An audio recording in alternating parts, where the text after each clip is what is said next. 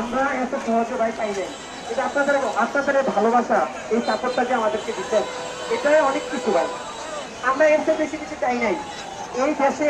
এর আগের থেকে যদি এর আগে যদি এরপরে যদি কোনো কিছু হয় এই দেশে, যদি এরকম কোনো এই যে স্বৈরাচার সরকার যা করছে, শুনেন আপনাদের এখানে সবার একটা জিনিস জানা যায়, আমি কিন্তু এই কুলাঙ্গারের সাথে ছিলাম, এই কুলাঙ্গারের সাথে আমি ছিলাম নিজে।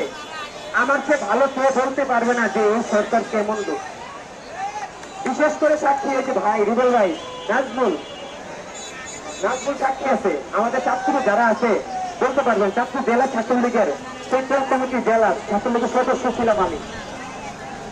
আমি নিজে আজকে ছাত্র আন্দোলন করছি। আমি ওই দল থেকে ওই দলের যখন ছিলাম ওখান থেকে একদম প্রথম থেকে শুরু করছি। আমি ওখান থেকে পদত্যাগ করছি আজকে 1.5 বছর হয়েছে। ওই ছাত্রলীগ কুলাঙ্গার থেকে যখন দেখছি যে ওনার কার্যক্রম আমার কাছে যায় না, আমার নবীকে ওরা আকর্ষের সাথে যায় না, এখন ও যত আঁকা মুকাম করবো সব কিন্তু ভাগ আমার ঘরে আসতেছে, এটা আমি বুঝছি। ও যত আঁকা মুকাম করতেছে সব কিন্তু ভাগ আমার ঘরে আসছে। শেখ হাসিনা যারা ছাত্রলীগ করছে তারা বলতে পারবে। এই একটা জিনিস, এই স্টেনে যারা ছাত্রলীগ করে আমাদের এই ওয়ার্ডের যারা আছে বলতে পারে, স্টেন থেকে হয়তো ওদের মাসে 3,000 টাকা দেয়। আর ওই যে এখানে যারা ফুটপাতে যে দোকানগুলো বসে, এই দোকান থেকে প্রতি মাসে 2,000 3,000 করে টাকা নিয়ে উঠায়, উঠিয়ে ওরা খায়। ওরা কি খায় জানেন? যারা শুধু মাদকের সাথে আসক্ত। আমি আজকে ক্লিয়ার করে দিলাম। আপনারা বাকি কিছু করতে পারেন, কোনো সমস্যা নাই। কারণ আমি ভয় পাই না। ভয় পাইলে আমি ছাত্রলীগ ছাড়তাম না। কারণ ওনাকে আমাদের বর্তমান এমপি যে ছিল মোফাজ্জল চৌধুরী মায়া, আমাদের 402 আছে না, যারা আপনি আমাদের চিনবেন, উনি নিজে আমাকে ফোন দিয়ে বলছে, ওদিকে নাজমুল আমি দেখাইছি যে নিজে অনেক কন্ট্যাক্ট শুনেছি যে আমাকে বলছে যে তুমি ভেট করো। আমি একটাই কথা বলছি যে আমি ওই দলের সাথে যাবো না, থাকবো না। যে দল আমার বোনদের নিরাপদ নাই, যে জায়গায় আমার বোনরা নিরাপদ নাই, যে জায়গায় আমার ভাইরা নিরাপদ নাই, সেই দলের সাথে কিভাবে আমি সম্পৃক্ত থাকি? এটা কোনোদিনও আমার সাথে পসিবল যায় নাই। কারণ আমার মাইন্ডে লাগিয়ে গেছে, আমি নিতে চাই না, সেজন্য আমি নিই নাই।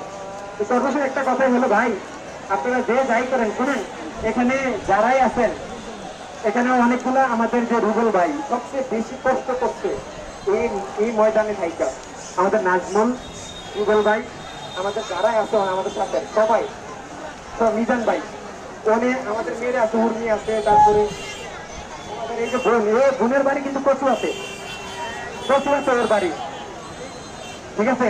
ও যে কষ্ট করছে, ও কিন্তু একটা অফিসে জব করে, ওখান থেকে ও জবের টাইমটা শেষ হলেও আমাদের এখানে উপস্থিত। এত কষ্ট, আপনারা তো অনেক বোন আছেন জব করেন, আপনারা কয়টা বোন আমাদের সাথে আসছেন? কিন্তু এখন যে আসছেন এটা অনেক কিছু, অনেক পাওয়ারফুল মনে করি, অনেক পাওয়ারফুল মনে করতেছি আমরা। এটা আমার একটা কথা হলো, আমাদের এই সুটাং রোড নাম কিন্তু চেঞ্জ করা হচ্ছে। এটা চেঞ্জ করছে নাম, জানেন আপনারা? হ্যাঁ, নাম কি দিছে? শিশু চত্বর, সুটাং রোড শিশু চত্বর। কারণ এখানে 9 জন শিশু হত্যা করা হয়েছে। তার জানেন, ওই যে শেখ হাসিনার লীগের পুলিশ, কিন্তু ওদেরকে হত্যা করছে।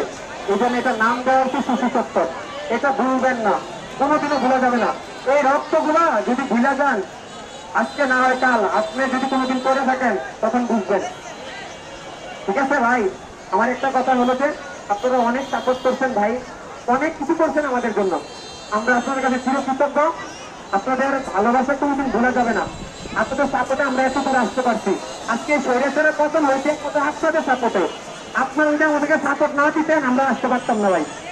সর্বশেষ একটা কথাই হলো, সবাই ভালো থাকবেন। কখনো যদি এরকম স্বৈরাচার আবার যদি আসতে চায়, তাকে কিন্তু এই দেশে ট্রাই করা হবে না। সে যেই হোক না কেন, বলবি কিন্তু আমরা চিনি, ওরা সব তরকারির সাথে কিন্তু মিশে, আমরা চিনি, আমাদেরকে চিনাতে হবে না। একটাই কথা, সবাই ভালো থাকবেন। আসসালামু আলাইকুম।